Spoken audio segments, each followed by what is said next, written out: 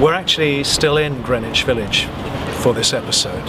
And in fact, Bedford Street, which is where we are, this area and this street featured in the credits of Friends, which is very apt, as we're going to look intensely at the friendship of British and American actors in this episode on British actors versus American actors. I don't really like that title, but it's come about as a question that was given to me by a friend of ours to look into the subject, because there is a lot of talk about it and a lot of concern within the American acting community about the British coming over here and taking their jobs.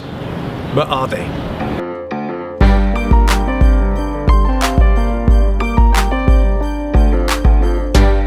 My name is John Pirkis, and this is Diary of a Failed Actor.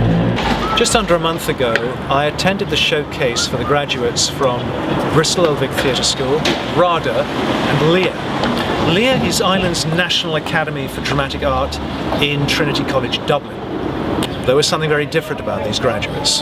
They were US citizens, or they were green card holders. This was the first time these drama schools had ever brought their students to the American market here in New York. The reason being, generally speaking, there aren't that many of them to warrant them coming over. In fact, they'd waited 2 years till they'd gathered 10 students together to do this showcase. And there was a good showing of managers, casting directors and agents. And it was fascinating after the showcase to listen to their comments and what they had to say. You have such amazing currency here, now. Not simply because you've had an incredible training in the UK, but because you can do both American and UK accents as well. But ultimately, you've had that training in Britain. Interesting. Is this the core reason why we're seeing so many British actors in so many TV productions and film roles? It was Stephen Frears who directed The Queen, who, when he was being interviewed, said, "There appears to be a crisis in America with their training." So what is being stated here is the difference within the training. I actually feel that this is something that is also manifesting itself in the UK, and it's born of reality television. It's made to look as though this is very easy for you to become famous and successful. You just appear in something like this, and then you get picked up, and the next thing you know, you're in a film or you're in a TV series. There is actually a teaching college here in New York, and the CEO reported recently, it was in an article, saying our problem we find is that kids don't want to do the training. They don't want to engage in 2 or 3 years at drama school. They want to go straight into the industry. They want to be in The Bold and the Beautiful, The Young and the Restless. They want to be in Game of Thrones. They want to be in Breaking Bad. They want to break into the industry immediately. Joanna Reid is the principal of Lambda. She has her own view as to why she thinks it is that British actors are getting the edge over American actors. She feels it's because within our training, Brits are stretched. They're placed in roles that normally they would not be cast in. So they have to build on a character and do all that analytical work, do the in-depth study necessary to create a believable character that is so distant from where they are coming from.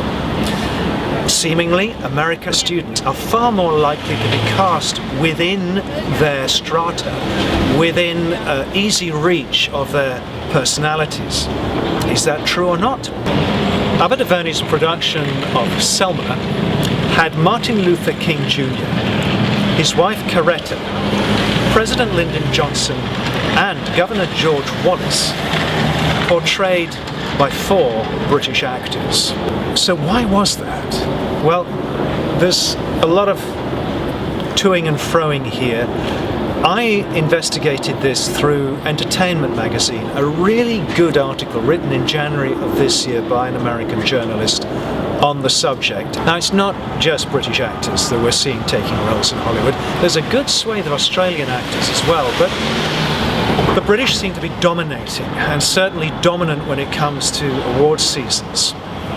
Now, one thing that the industry professionals are saying here in America is, well, just because the actors have the right accent and they're born in the country doesn't entitle them to the roles. It's equally the same to be said of British actors who portrayed that Prime Minister of all Prime Ministers, Margaret Thatcher.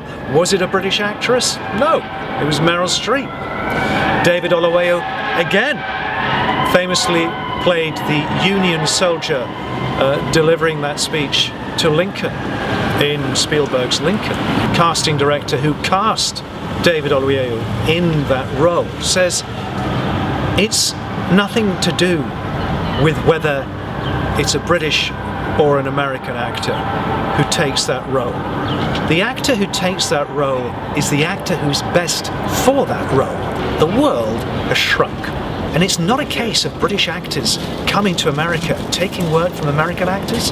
They're actually getting the work before they come here. Richard Hicks, the president of the Casting Society of America, said, I don't need an actor to come into a room now for me to be able to tell his ability and talent. We can Skype. That's now how I am casting. From, first of all, self-tape. We like the self-tape, then we'll Skype a meeting with the actor, myself, the director and the producer present. So as I say, what's happening really is productions are being cast remotely now. We're seeing, yes, a lot of Brits in TV series. We've had Damian Lewis in Homeland. Now Rupert Friend has taken over, though he for a while was in that series with him. Famously, there's Hugh Laurie who played House. So many people around the world and Americans didn't realise he was English. In England we have The Fall, and that's Gillian Anderson playing a British police officer. So it does work both ways. Now the Brits that are coming over here, and they are coming in large quantities to New York and to Los Angeles, as I said, it's a very different story. They're entering into a field which is pretty much closed to them. It's very difficult to break in when you don't have that backing and support that these actors do. It's a very difficult debate to find a conclusion to cleanly. But I believe what I said just there, that is the solution. Raise your game. If you feel you're at odds here, if you feel you're at a lesser standing, then change that. I hope that has thrown some clarity on the subject, and I thank my friend very much for offering up that topic that she requested I look into. My name is John Pirkis, and I will see you in the next episode of Diary of a Failed Actor.